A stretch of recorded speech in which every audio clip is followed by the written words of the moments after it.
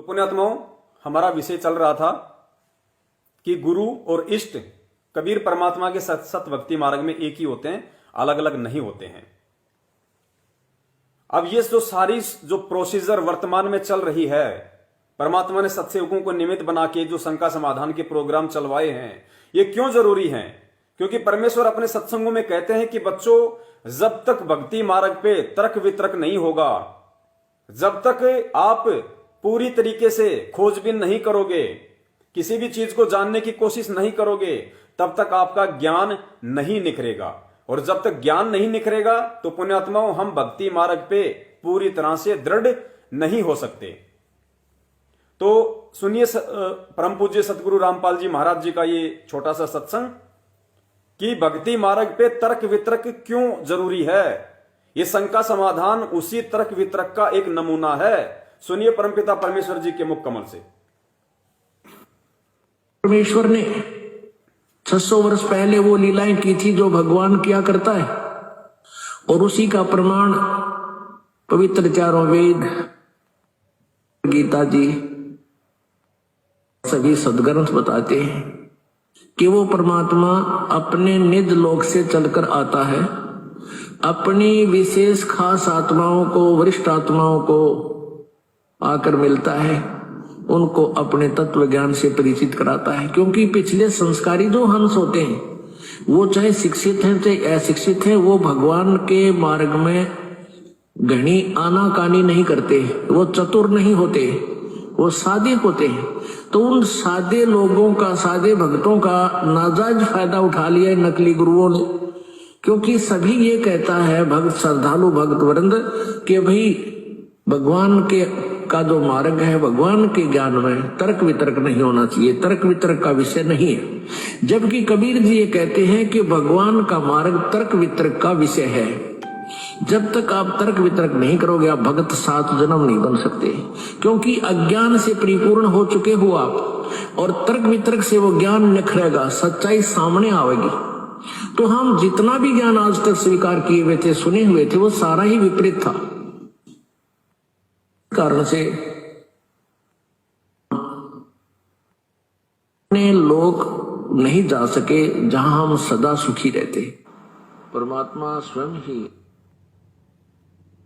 तो पुण्यात्माओं, आप जी ने सुना परम पूज्य सतगुरु रामपाल जी महाराज जी के मुख कमल से कि पहले लोग ये कहा करते थे, जो अज्ञानी धर्मगुरु थे, कि हमने जो कह दिया वो फाइनल है, परमात्मा का मार्ग, भक्ति मार्ग तर्क वितर्क का विषय नहीं है।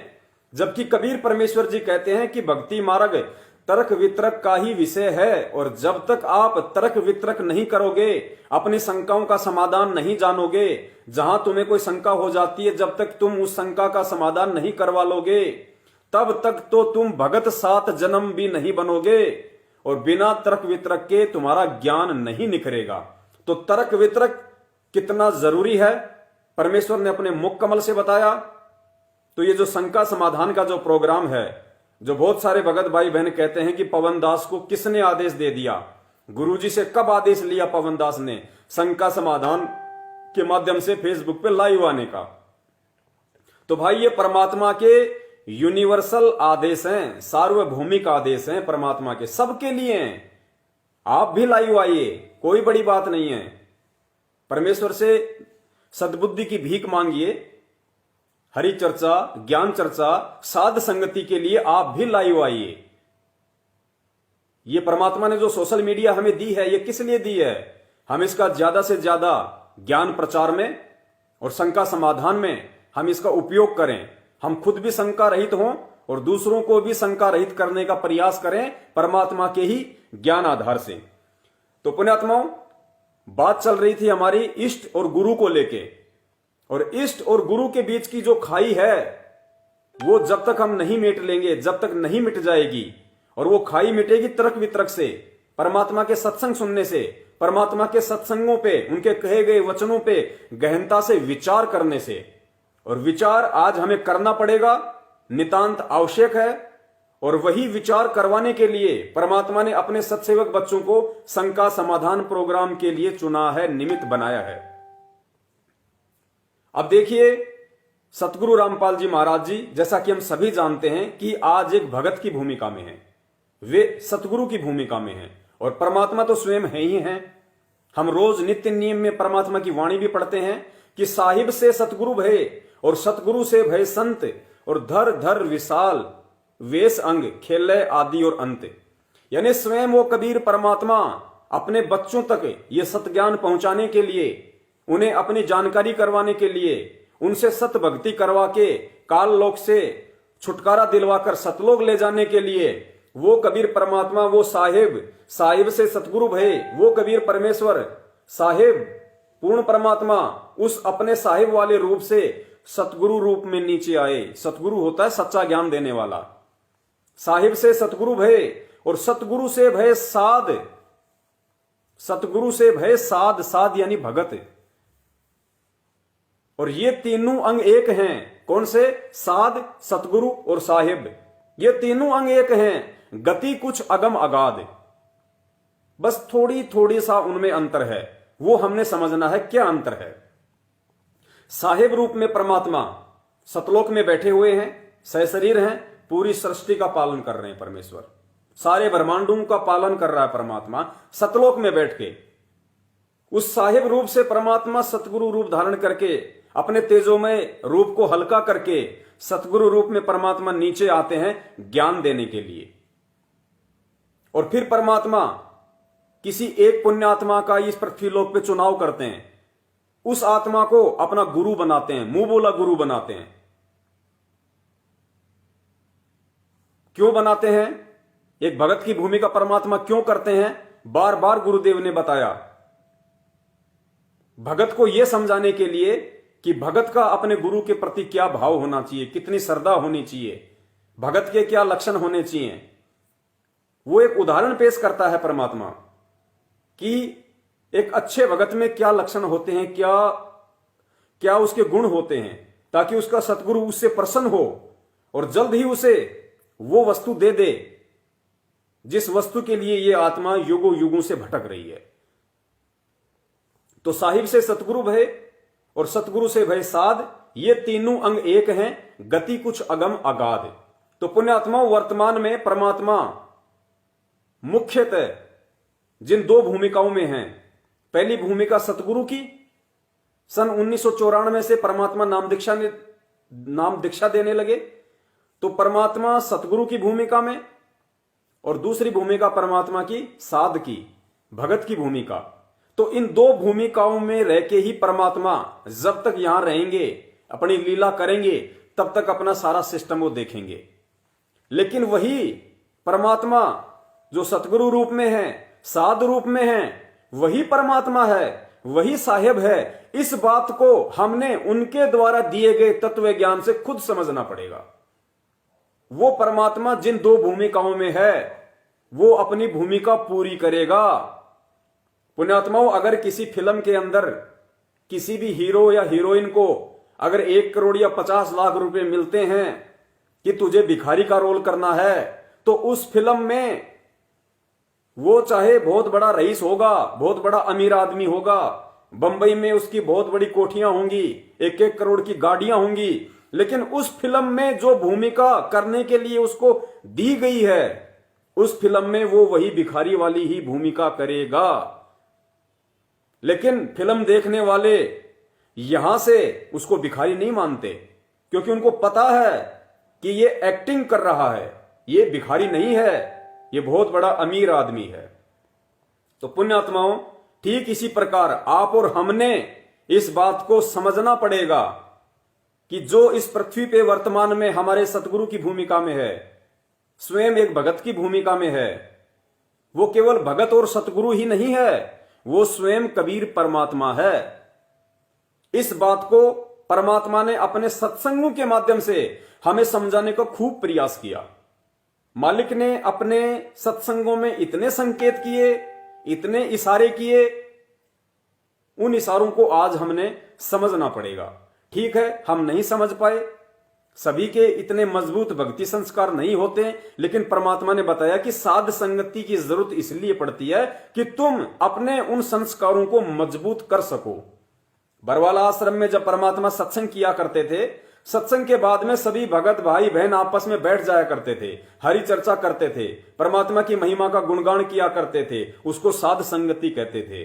उससे भक्तों का मनोबल बढ़ता था, विश्वास बढ़ता था, दृढ़ता आती थी भक्ति भगवान पे, गुरु जी पे। एक विश्वास पैदा होता था, एक उमंग पैदा होती थी भक्ति के लिए। तो वही साध संगति आज चल रही है और आज इस साध संगति की विशेष आवश्यकता है, क्योंकि पिछले 6 वर्षों से परमात्मा शरीर रूप में हमारे से दूर है। तो वो सभी आत्माएं आपस में जीवित रहें, एक दूसरे से जुड़ी रहें, भक्ति और भगवान पे विश्वास बना रहे।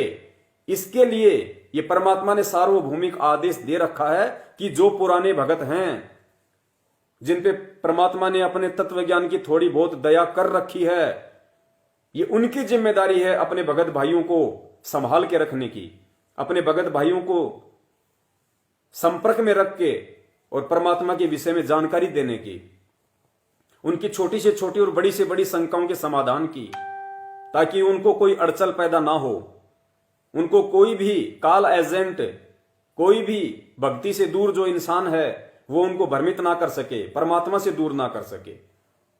तो कितने इशारे किए परमात्मा ने, आज उन्हीं इशारों के बारे में हम बात कर रहे हैं। और इस वीडियो को आपने विशेष तौर से देखना जरूरी है।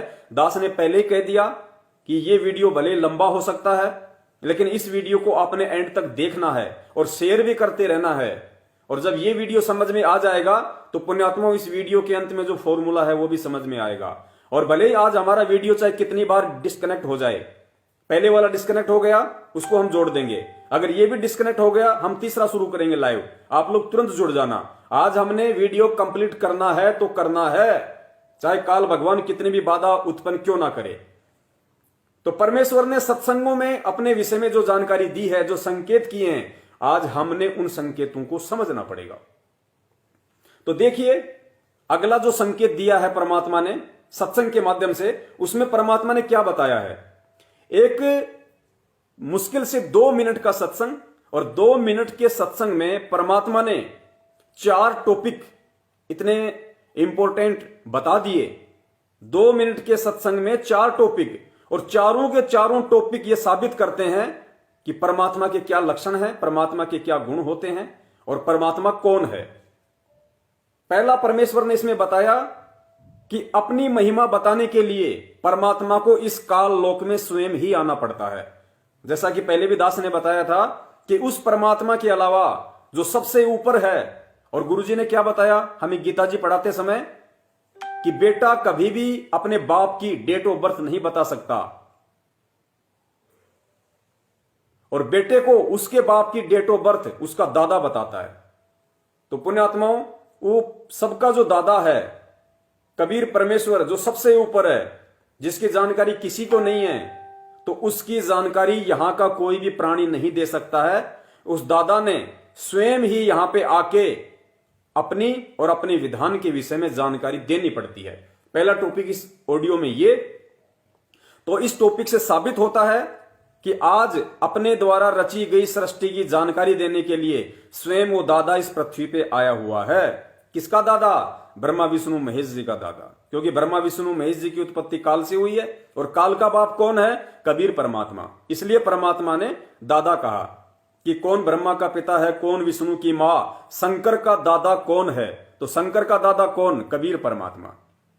तो पुण्यात्मा, वो दादा ही अपने विषय में यहां जानकारी दे सकता है, उस लोक की, सतलोक की, अपने द्वारा रची गई सृष्टि की। आज वो दादा स्वयं सतगुरु रामपाल जी महाराज जी के रूप में इस पृथ्वी पे प्रकट है, मौजूद है। केवल तत्व ज्ञान रूपी आंखों से उन्हें पहचानने की जरूरत है। पहला टॉपिक ये।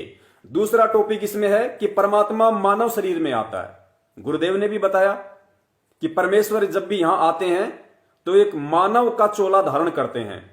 फिर परमात्मा यहां क्या बता रहे हैं इस ऑडियो में, हमें समझाने के लिए कि भाई जब परमात्मा इस लोक में एक मानव शरीर धारण करके आता है तो हम जो जीव हैं हम उस परमात्मा को मानव ही समझ लेते हैं।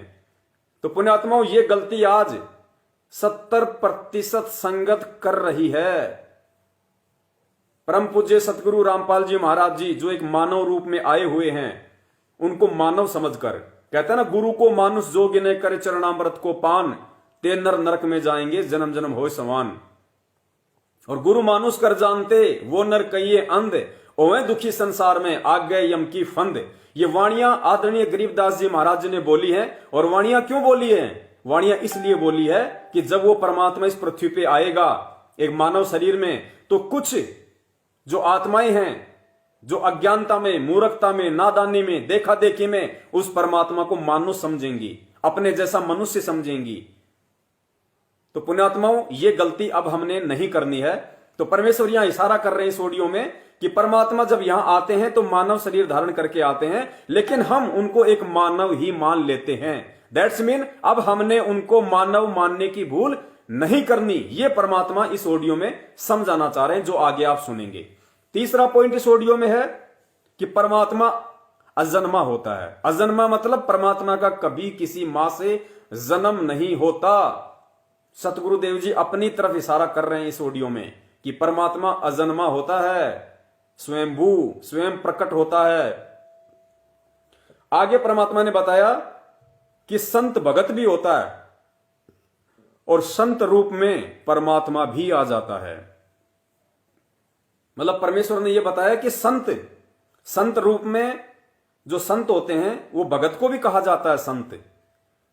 और साथ ही गुरुदेव क्या कह रहे हैं कि भाई संत रूप में परमात्मा भी आ जाता है। तो आज हम क्या कहते हैं? संत रामपाल जी महाराज, संत रामपाल जी महाराज। तो भाई उस संत रूप में आज वो परमात्मा आया हुआ है। भाई मैं आया हुआ हूं, ये परमात्मा हमें समझाना चाह रहे हैं। अब सुनिए आप ये ऑडियो, और इस ऑडियो में जो 4 टॉपिक हैं दास एक बार दोबारा से रिपीट कर देता है, ताकि जब आप ये ऑडियो सुनोगे तो आपको ध्यान रहेंगे। और पुण्यात्माओं, परमात्मा का कोई भी शब्द अनायास नहीं होता, ये पूर्ण परमात्मा है। परमात्मा अगर सौपन में भी कोई शब्द निकाल रहा है तो पुण्यात्मा वो गहरा शब्द है। अनायास परमात्मा एक शब्द भी नहीं निकालता। तो परमात्मा के जब हम सत्संग सुने तो हमने एक एक शब्द को गहनता से सुनना है। 4 टॉपिक। सबसे पहला टॉपिक है अपनी महिमा बताने के लिए इस काल लोक में स्वयं आते हैं। नंबर 2, परमात्मा मानव शरीर में आता है और हम मानव ही मान लेते हैं। नंबर 3, परमात्मा अजन्मा होता है। नंबर 4, संत भगत भी होता है और संत परमात्मा भी संत रूप में आ जाते हैं। सुनिए ऑडियो।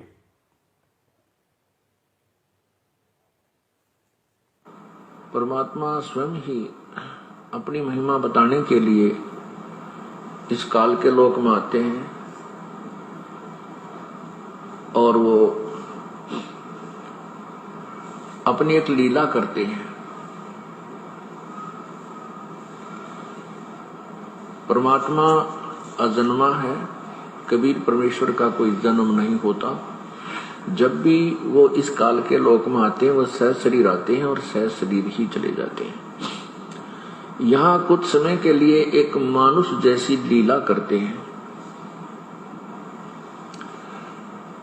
एक मनुष्य जैसी लीला करते हैं। मनुष्य का जीवन जैसे एक मानव अपनी क्रिया करता है, यहाँ वो ऐसी ही क्रिया करते हैं।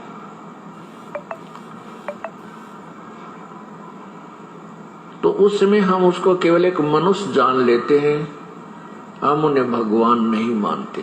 भगवान हम क्यों नहीं मानते, परमात्मा किस लिए नहीं मानते? क्योंकि हमारे को ज्ञान गलत बताया हुआ होता है। हमारे को ये बताया हुआ होता है कि परमात्मा निराकार है, वो सर्वव्यापक है, कण कण में विद्यमान है। परमात्मा मनुष्य शरीर में नहीं होता।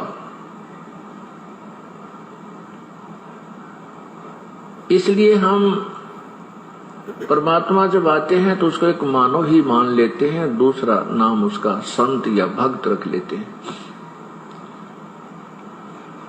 संत मनुष्य भी होते हैं और संत की भूमिका में प्रभु भी आ जाते हैं। अब क्या बताते हैं? संत भगत भी होते हैं और संत की भूमिका में परमात्मा भी आ जाते हैं। तो परमेश्वर यहां संकेत कर रहे हैं कि भाई संत की भूमिका में मैं आया हुआ हूं। पुण्यात्माओं, एक एक शब्द पे हमने गौर करना होगा और सत्संग ही वो आधार है, सत्संग ही वो मूल वस्तु है जिसके माध्यम से परमात्मा हमें सारी जानकारी देते हैं, अपनी पहचान करवाते हैं, और दूसरा कोई माध्यम नहीं है। परमात्मा चाहते तो हमारी गर्दन पकड़ पकड़ के सतलोक भी दिखा सकते थे कि देख यहां से कितना अच्छा लोक है, तो हम मान जाते, लेकिन फिर वही बकवाद शुरू कर देते वहां पे। इसलिए परमात्मा को सत्संग करने की आवश्यकता पड़ती है, सत्संगों से आत्मा को निर्मल करने की आवश्यकता पड़ती है, आत्मा को अंतःकरण से साफ करने की आवश्यकता पड़ती है। और जब तक उस सतलोक की तड़प अपने हृदय में नहीं बनाएंगे, तब तक हम सतलोक में जाने वाले नहीं, हम वहां पे टिकने वाले नहीं।